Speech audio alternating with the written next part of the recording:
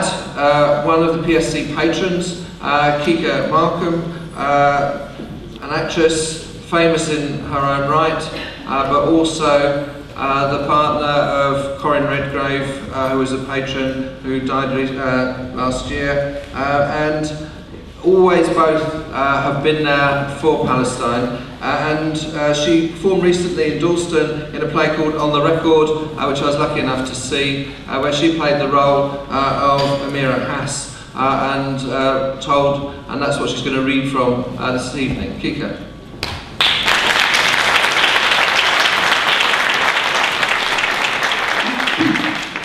Hello, it's good to be here this evening.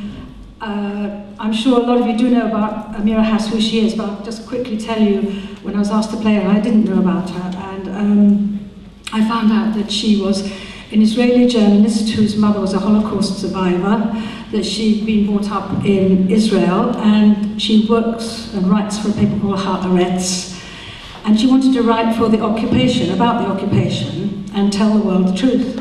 And so she said, I'm going to live in Gaza on the West Bank. And nobody had ever done that, let alone an Israeli Jew.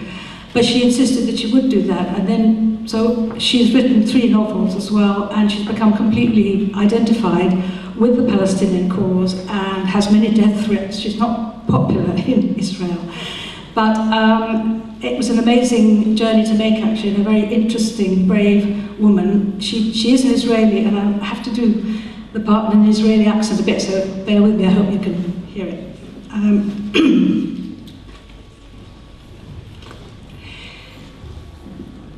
I decided to cover the Israeli occupation, to monitor it as a journalist. And where else would I know what it feels like, what it is like, if I didn't live under Israeli occupation in the occupied territories?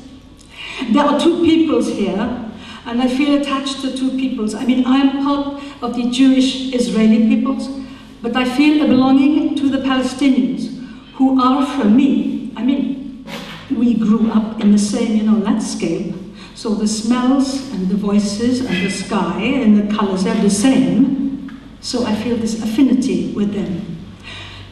Once I was at an Israeli military checkpoint, and the soldier examined my identity card, and then he stared at me, and then he looked at my identity card again, and he said, "But you are a Jew, what are you doing here?" And I was very pleased with myself for my reply. I said, "Well, you're a Jew, what are you doing here?"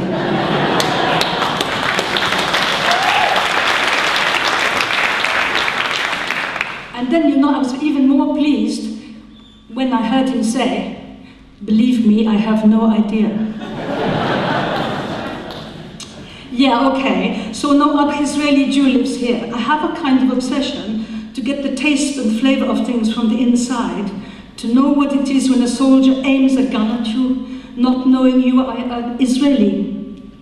To know what curfew is like at night, to know what it is to have curfew in the middle of the day all of a sudden, or when soldiers are searching the houses, going from one house to the next.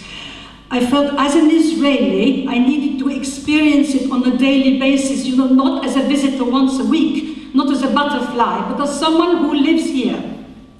Life in Ramallah is a prison for Palestinians. It's fine for me. I can leave when I want to. I can go from Ramallah to Jerusalem, but my neighbors cannot do that. I can drive on roads which are for Jews and Israeli only. You see, if we wrote about it happening in South Africa during apartheid, everybody would understand. But that's not possible. So people describe what happened in Gaza in 2008 as a war, but war is the wrong word to use. I went to Gaza after the Israeli army withdrew, and I stayed for 4 months. Being there, of course, you learn a lot. And my first impression when I entered Gaza was this had been a huge training ground for the soldiers, but with live ammunition. And this, by the way, is what the organization Breaking the Silence noticed when they spoke to the Israeli soldiers afterwards. They were trying out all the most sophisticated, almost science fiction weaponry that Israel has, against what I see is like Native Americans with their arrows. I know it's not very politically correct to say that, but if I'm asked to make a comparison, then this is it. That's why I cannot use the word war. And the rockets of Hamas. I mean, really, it's even tiring to discuss it. I mean, so everybody knows about the Hamas rockets, but people had the impression that history started with the rockets. Look, Israeli officials have the talent always to reverse everything. And then, I mean, it's Israeli policies of occupation which are the beginning, and then everything else is a response. I mean, whether it's clever or not is a different question. The thing here is when we concentrate so much about the rockets, we forget completely about the daily, not daily, minute by minute violence when borders are closed, when all the exits in and out of Gaza are closed. It's just like a black hole. And this isolation reduces people's lives to basic concerns. I mean, will there be electricity? Will there be water? Will there be candles in the shops? Is there gas for cooking? This is violence. This is daily violence. And some of my notes when I was there, I interviewed a lot of people on the ground, and I met a tremendous need for people to tell their story. So there's a young father from Gaza told me, it was not my usual custom, but I kissed my children every night because I didn't know which of us would still be alive next day, and I wanted to say goodbye properly. And the mother repeats to her children, all I hope is that I die before I see something happen to you. And then Talib, after 12 days, he was a child in which he'd lost the bodies of his sister. Her son, riddled with bullets, were found in their car. And 4 members of the Haddad family, parents, 2 children, got into a car, fled the army that was approaching their neighborhood, and a shell incinerated the car. And their neighbors were able to identify 4 scorched corpses just by the license plate of the car. Massacre mosque in Jabalia refugee camp was bombed and strafed shortly before midnight. And these are the names of the glorious military victories Israel achieved there.